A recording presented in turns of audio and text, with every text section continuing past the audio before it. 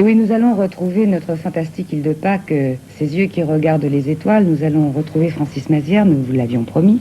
Nous allons rentrer dans le mystère, dans les énigmes de l'univers. Et l'île de Pâques fait partie d'une des grandes énigmes de l'univers. La plus grande du monde, je trouve.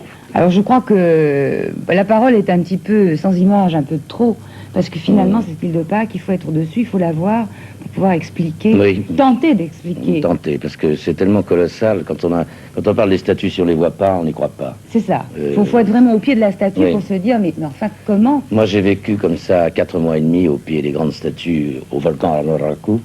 Et je veux dire que la nuit, quand il y avait la pleine lune, comme il y a souvent, c'est très, très grave. Hein.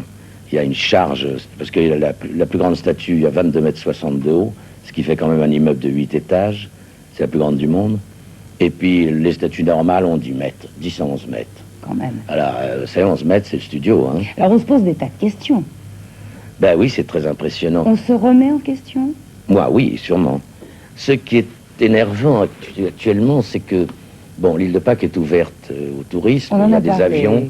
Alors, ça donne quoi? Tout le monde y va. Oui.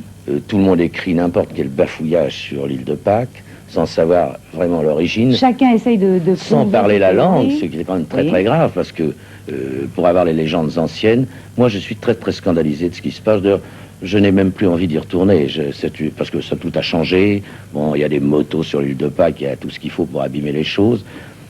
Mais ce que je vois écrit me choque infiniment. Et même filmé. On émet des tas de théories, tout le monde se contredit. Finalement, on ne sait pas. Moi, je dis, on ne peut pas savoir. Je ne saurais jamais comment étaient transportées les statues. J'ai des idées, mais faut-il encore les vérifier? Et à la limite, faut-il les dévoiler? Non, on pourrait, si c'était sûr. Mais pardon, pour vous situer le cas, si j'ai encore 2 minutes pour parler, bon, ces statues ont environ 50-60 tonnes. Hein. Bon. Actuellement, si vous aviez un transport de 60 tonnes, plus le porteur, c'est-à-dire que le porteur fait à lui seul 30 tonnes, vous avez 90 tonnes. Oui.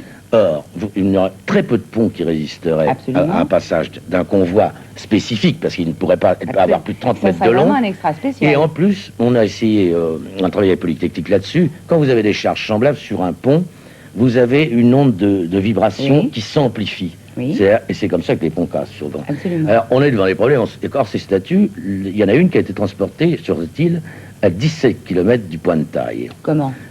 En plus, vous avez vu, le terrain, c'est de la lave, c'est très dur, on ne peut pas dire qu'on les a roulés, on ne peut rien dire.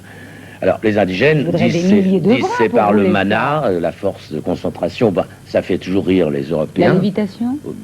Eux, ils disent ça. Alors, évidemment, quand on dit ça ici, ils rigolent toujours. Il y en a qui y croient. Ces mêmes imbéciles qui rigolent, rigolaient il y a 10 ans quand on disait qu'on montera sur la Lune avec la NASA. Mais on y est allé. On y est allé, parce que la NASA, il y a des gens intelligents, c'est différent. Enfin, il y a eu des gens intelligents à cette époque-là aussi. Ah oui, des gens... Mais je suis sûr qu'il y a eu... Enfin, Khéops, quand vous regardez la pyramide de Khéops, il n'y a pas de problème. Ça fait partie des énigmes de l'univers. C'est sur des points très précis, du globe, des points d'impact. Des points magnétiques aussi. Oui, tous, toujours. Et la lumière existait, vous voyez clair à l'intérieur de ces pyramides. Alors effectivement, bon, ces géants de l'île de Pâques, c'est quelque chose d'étonnant. Alors moi, je propose de repartir tout de suite au cœur même de cette île de Pâques et au sein même de ces géants qui regardent les étoiles. Qui rentrait de Tahiti, puisqu'il avait dû, on ne pouvait pas rester là, il avait dû se réfugier à Tahiti, et il rentrait... pour nous chercher. Il vous rappelait à l'ordre. Oui. Et à la civilisation. Oui. Mais vous qui étiez une bien belle civilisation aussi. J'ai l'impression que vous seriez resté volontiers là-bas. Oh oui, moi, oui. Je serais resté encore 3 ans à travailler, mais la situation était difficile avec les autorités. Très difficile, donc. Vous avez... Oui, dire que vous aviez eu quelques problèmes. Oui, les officiels sont, là, en majorité du temps, des gens assez stupides dans ces pays. Mais enfin, voilà, faut les laisser faire. Vous n'avez pas rêvé pouvoir... soulever un géant? Le remettre droit? Si, j'ai beaucoup rêvé, j'y rêve encore. Je cherche. Mais c'est difficile, quand on est honnête, d'inventer des fausses choses en disant on trouve comme ça, mais je ne crois pas qu'on trouvera pour l'instant. Je crois que ça va se retrouver dans d'autres civilisations et que ça nous amènera un complément d'information et qu'on pourra le tenter comme ça. Francis, on reste un petit peu sans voix devant de telles images, parce que cette île de Pâques, on en entend beaucoup parler. On connaît bien votre livre et je conseille à ceux qui ne le connaissent pas encore de se le procurer, parce que c'est un livre qui vous attache automatiquement à tous ces mystères de l'univers auxquels on tient particulièrement. Et je crois que c'est une ouverture fantastique sur le monde que nous ne connaissons pas, sur Oui. tous ces mystères. Francis, merci infiniment d'être C'est moi qui vous venu. remercie. Et nous aurons l'occasion, courant 83, de nous retrouver, mais alors là, pour votre voyage en mer, l'aventure en mer. Oui, qui est plus agréable à voir. C'est différent.